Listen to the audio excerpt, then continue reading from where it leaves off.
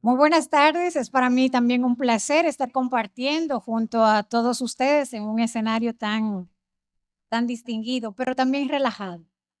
Pues el tema que me corresponde es el protocolo profiláctico para los reemplazos articulares. Debido a que el tiempo es bastante corto, vamos a hacer ciertas pautas muy particulares. Esta es la agenda breve que vamos a estar abordando en los próximos minutos. Y pues comenzar diciendo que quizás el dolor de cabeza más grande de un ortopeda, como bien dijeron al inicio, es precisamente tener el abordaje del paciente con infección articular periprotésica. Entonces, no solamente porque es necesaria la realización de una potencial nuevo procedimiento quirúrgico, pero también sobre todo por el uso prolongado de antimicrobianos, lo cual puede llevar al paciente a tener múltiples efectos secundarios y no solamente algo personal del paciente que está infectado, sino también la importancia en la sociedad, ya que estamos predisponiendo a la aparición de microorganismos multidrogos resistentes y al cambio de lo que es la microbiota.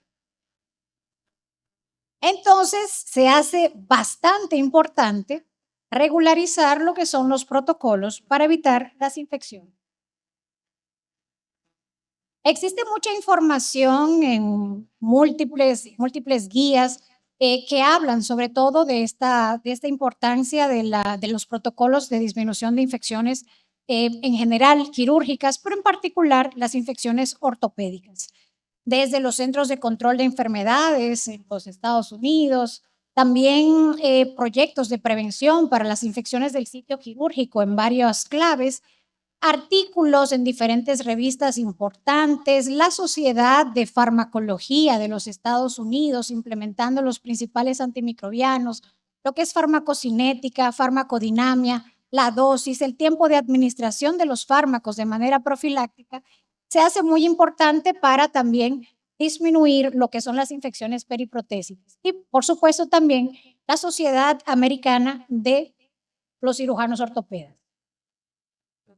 En República Dominicana, quizás uno de los reemplazos articulares más comunes son los de cadera y de rodilla. Ciertamente, a nivel mundial, los protocolos hacen más hincapié en este tipo de prótesis y precisamente es mucho más común lo que es el avance en estas infecciones. Sin embargo, como desde el punto de vista microbiológico puede ser extendido a todas las demás prótesis, sea hombro, codo, y así pues se hace para todas. Las medidas generales para la prevención de infección del sitio quirúrgico son múltiples. No vamos a estar abordando todas ellas porque en una intervención más adelante se van a también tratar, pero sí vamos a hacer especial hincapié en lo que es la detección o identificación del estado de portador nasal de Staphylococcus aureus.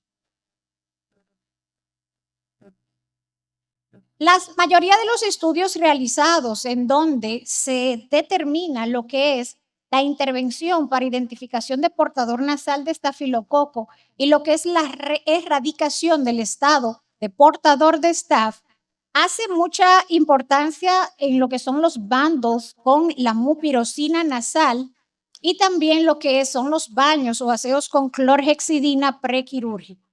Cuando un paciente se identifica como portador nasal de estafilococo, debe de hacerse el protocolo de descontaminación para que disminuya potencialmente lo que son las infecciones del sitio quirúrgico. Vemos en estos estudios randomizados, aleatorizados y también observacionales cómo da favor al uso de esos protocolos de descontaminación de estafilococo en lo que es la reducción de las infecciones postquirúrgicas. La justificación de la descolonización precisamente es porque tienen un alto riesgo los portadores de estafilococo de resultados negativos si la herida se infecta. Esto se ha visto sobre todo en cirugías no solamente ortopédicas, sino también de cirugía cardiotorácica, o sea, donde hay colocación de dispositivos y también en pacientes inmunosuprimidos, Como sabemos, cada vez más los pacientes que tienen enfermedades autoinmunes son los que requieren este tipo de procedimiento quirúrgico. No existe un gold standard para lo que es el estado o la erradicación del estado de portador de estafilococo, pero las medidas utilizadas sobre todo requieren el uso de mupirocina en ungüento nasal al 2%, la clorexidina, el cloro y otros menos estudiados, la iodopovidona, la solución nasal con alcohol. En una corte prospectiva de 107 pacientes selectivos para prótesis con infección del sitio quirúrgico en comparación de los pacientes que iban a ser llevados a cabo como protocolo de profilaxis y erradicación de estado de portador nasal de estafilococo, en comparación con aquellos que no se hacía lo que era el protocolo de descontaminación, la infección del sitio quirúrgico era de 1.1 en comparación a 3.8, 1.1 para los descolonizados y 3.8 para los que no se descolonizaban. Aquí en este estudio del New England Journal of Medicine, publicado, randomizado, doble ciego y multicéntrico, con 808 cirugías ortopédicas, también en identificación de estafilococo nasal por técnica de PCR, lo cual da un diagnóstico bastante rápido y si lo tenemos disponible, puede llevarse a cabo la descontaminación en muy poco tiempo, ya que el resultado de la PCR se puede obtener solamente en cuestión de horas. El uso de ungüento de mupirocina nasal y de jabón de clorhexidina en este estudio disminuyó también bastante cuando se comparaba en pacientes que no se protocolizaban con la erradicación de estado de portador. Algo que voy a mencionar, no vamos, como les dije, vamos prácticamente a ser muy puntuales, pero en relación a cultivos, no es necesario hacer urocultivos si no hay síntomas urinarios. Una de las prácticas más comúnmente utilizadas en lo que es el protocolo prequirúrgico de pacientes que van a ser llevados a realización de prótesis es precisamente realizar urocultivos si no hay síntomas. Recordar que una bacteria que se aísla en un urocultivo en el contexto de un paciente sin síntomas no es catalogada como una infección de vías urinarias, sino más bien una bacteriuria asintomática. Y sobre todo no se ha visto una correlación clínica en cuanto a la infección protésica o el microorganismo que se identifica en la infección protésica en relación a las bacterias que se aíslan en el urocultivo, que muchas veces, como todos sabemos, en más del 80%, son bacilos gram negativos. Algo también que hacer hincapié en los manejos de agentes inmunosupresores. Como mencionábamos ahorita, los pacientes con enfermedades reumatológicas cada vez son los que más buscan este tipo de procesos para ortopedia, para la realización de prótesis.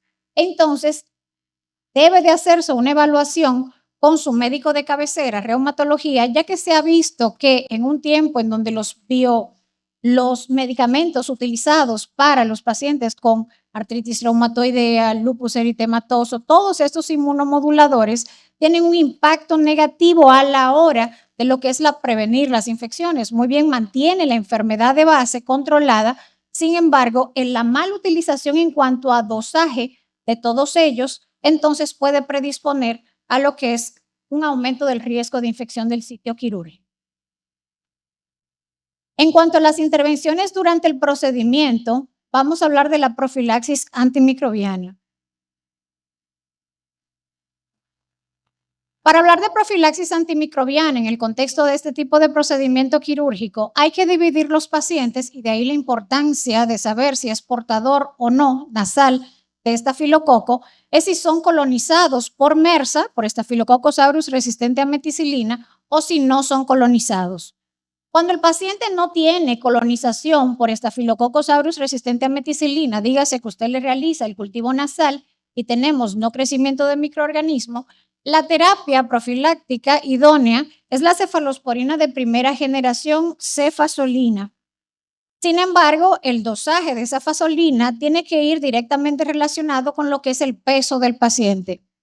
En pacientes con menos de 120 kilogramos, la dosis profiláctica es de 2 gramos endovenoso y en pacientes por encima de 120 kilogramos debe de aumentarse a 3 gramos endovenoso, recordando que si el procedimiento quirúrgico es muy prolongado, entonces debe de redosificarse a las 4 horas de haberse colocado la primera dosis, recordando que esta primera dosis debe de ser colocada por lo menos 60 minutos antes de la incidencia del bisturí en lo que es la piel.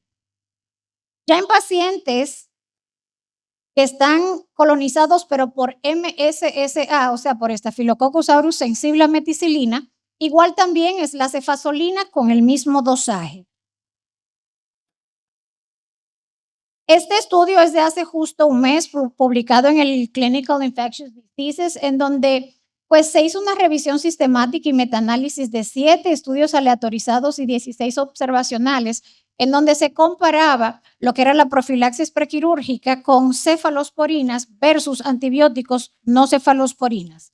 En las cefalosporinas, obviamente la cefazolina y también la cefuroxima, y en las no cefalosporinas, sobre todo clindamicina, y de los glucopéptidos, vancomicina y teicoplanin. Básicamente, en conclusión, la cefazolina es el antibiótico preferido porque los odds ratio eran por debajo de 1, 0.59, lo cual va a favor de la disminución del riesgo quirúrgico de infección. Ahora, ¿qué pasa en el paciente colonizado por MRSA, por Staph aureus resistente a meticilina? Vemos acá este resultado de cultivo nasal, estafilococo. Recordar que MRSA es para oxacilin resistente, y también si dice en el reporte de cultivo que tenemos la detección de cefoxitin positivo, eso es un MRSA. Entonces, la terapia profiláctica, aquí de primera línea, el glucopéptido vancomicina. Sin embargo, se ha visto que la combinación de cefazolina-vancomicina, independientemente de que el paciente sea colonizado por un Staph resistente a meticilina, tiene un mejor pronóstico y menor riesgo de infección que si solamente utilizamos el glucopéptido solo. O sea, en pacientes colonizados con MRSA todavía es mucho más el beneficio de utilizar como profilaxis prequirúrgica la combinación de vancomicina y cefazolina. Como la vancomicina tiene un periodo bastante largo de distribución en tiempo, no necesita una redosis. A grandes rasgos, si realmente existe una alergia a beta-lactámicos, obviamente no utilizar beta-lactámicos, sino el glucopéptido. La clindamicina cada vez se usa menos por el riesgo de infección asociada a Clostridioides difficile, y antibióticos locales que realmente también se utilizan sobre todo en las prótesis.